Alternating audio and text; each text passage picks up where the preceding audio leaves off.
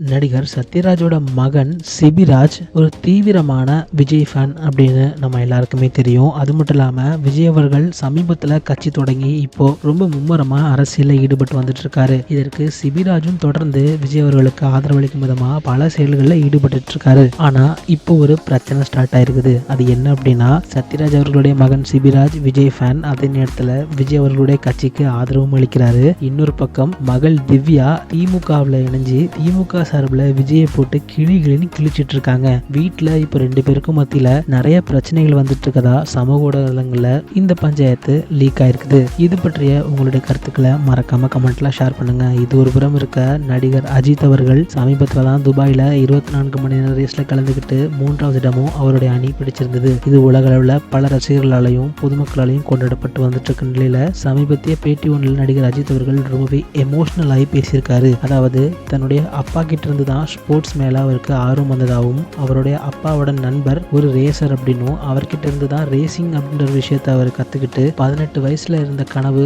இப்போ 53 வயசுல எனக்கு நிறைவேறிருக்கு அப்படின்னும் பகிர்ந்திருக்காரு. மேலும் இதை பார்க்க என்னுடைய அப்பா என் கூட இல்லை அப்படின்றது ரொம்பவே வருத்தமா இருக்கு அப்படின்னு ரொம்பவே எமோஷனலா பேசியிருக்காரு நடிகர் அஜித் அவர்கள்.